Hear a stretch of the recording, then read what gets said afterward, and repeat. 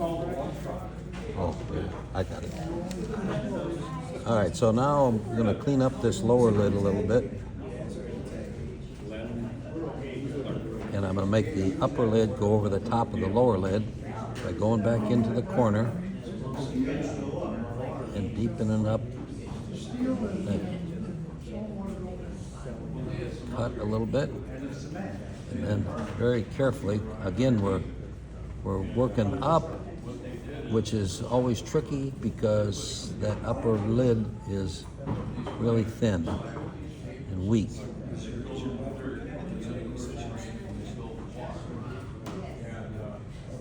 And again, I gotta kind of imagine where my tip is.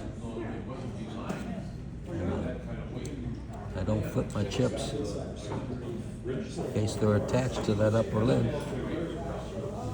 Slowly try to get that so that there's enough of a shadow so you can see it. I think you can see it pretty good right there. Oh, yeah. Yeah. So that's enough. Now, ratio-wise, this distance, the eye width compared to how long the upper lid is going over the lower lid, is not right. It's way, the ratio is way too much. But that's real easy to fix when we're working on the actual figure, because we can shorten it up just by cutting in this temple area. So that it's easier to shorten it up than it is to lengthen it, because lengthening, you're going back in and trying to recut something, and that's usually when you screw it up.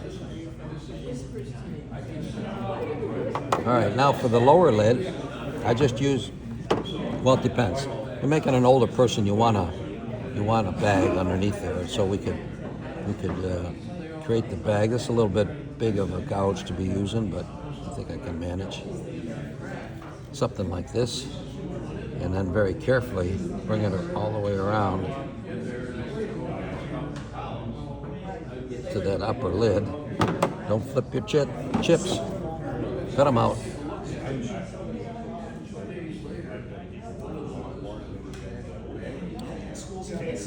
Try to break it and pull it down.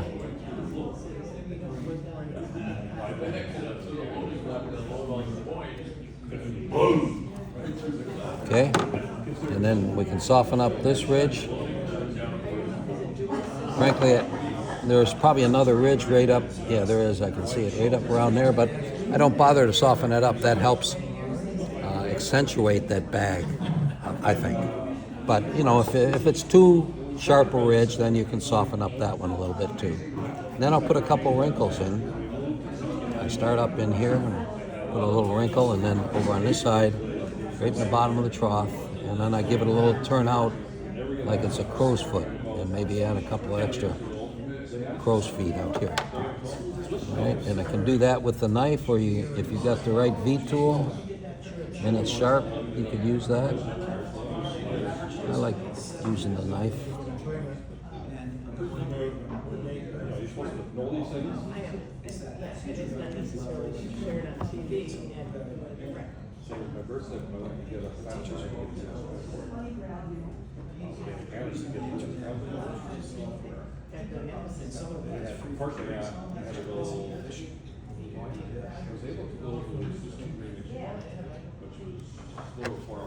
And a couple more.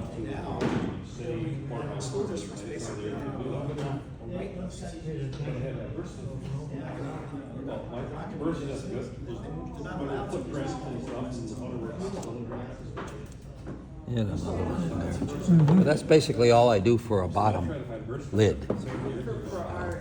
A younger person, I wouldn't even use the gouge. Or I'd use a shallower gouge in like a number 3. So there's just a little bit of slope up the eyeball itself. And probably no wrinkles.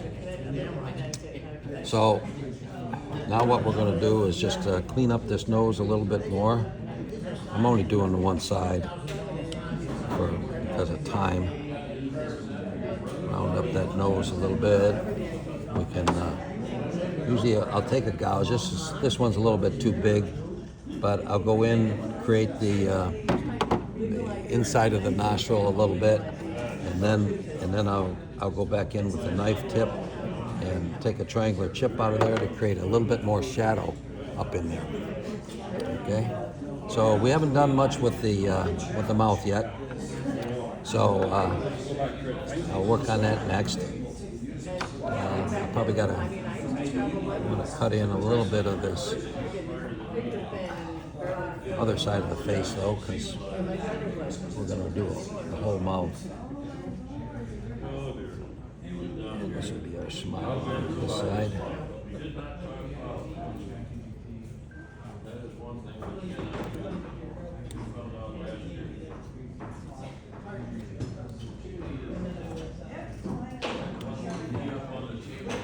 All right, so even it up a little bit. There we go. So now, well, I got to get. I got 1, 2, 3 planes of the mouth mound. Now I got to get the lower ones. So I got to draw in where my upper lip ends. It's going to be something like this. Okay. And then I'm going to have an open mouth with teeth. So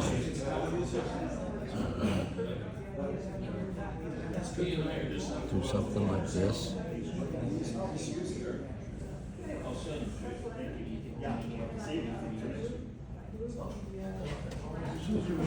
You notice the corner of the mouth doesn't go all the way into these smile lines.